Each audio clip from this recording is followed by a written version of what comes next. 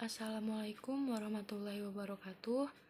Saya Dia Pusparani, mahasiswa UIN Maulana Malik Ibrahim Malang dari kelas B, jurusan Pendidikan Ilmu Pengetahuan Sosial, Fakultas Ilmu Tarbiyah dan Keguruan akan menjelaskan mengenai dinamika pendidikan di Indonesia menurut perspektif sosiologi pendidikan.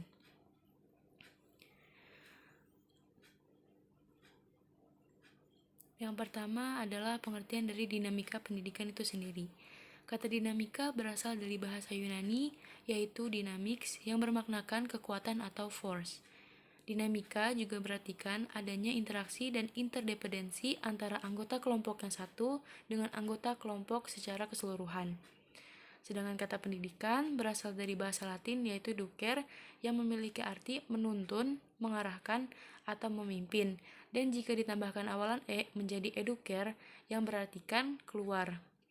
Dinamika pendidikan merupakan suatu proses dan gerak yang dapat menimbulkan perubahan tatanan kehidupan masyarakat dengan cara perubahan sikap dan tingkah laku seseorang atau sekelompok orang melalui proses pengajaran dan pelatihan. Selanjutnya, dinamika pendidikan Indonesia. Persoalan pendidikan yang sering terjadi adalah mengenai biaya yang harus dibayar oleh orang tua untuk menyekolahkan anaknya, karena tidak semua orang tua dapat dengan mudah menyekolahkan anaknya di pendidikan formal. Kemudian, pemerintah mengadakan program bantuan operasional sekolah atau dana BOS yang membuat siswa SD dan SMP tidak perlu membayar iuran sekolah lagi. Dana BOS bertujuan untuk meningkatkan mutu pendidikan anak-anak di Indonesia, terutama dalam mewujudkan wajib belajar 9 tahun.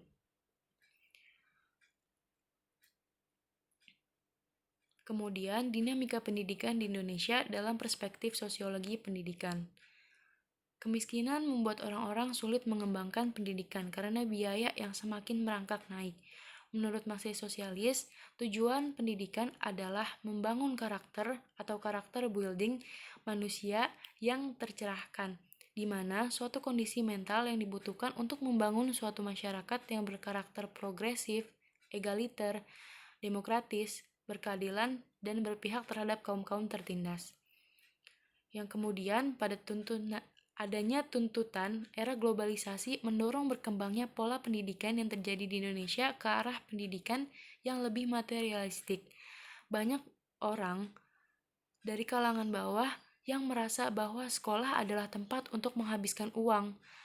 Modernisasi sendiri tidak berarti apapun untuk mereka, selain menambah kesulitan hidupnya. Mereka yang bodoh hanya akan melihat dunia dari sudut pandangnya saja, dan mereka tidak akan menyadari bahwa di luar sana ada begitu banyak kehidupan yang lebih baik.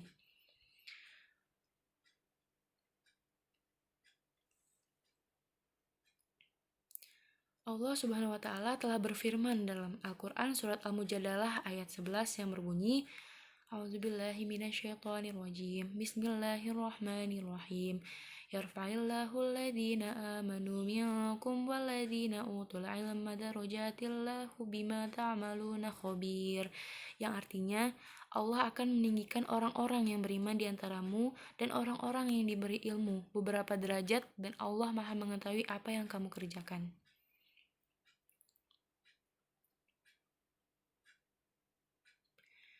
Selanjutnya ada keterkaitan dengan Tripusat Pendidikan Ki Hajar Dewantara.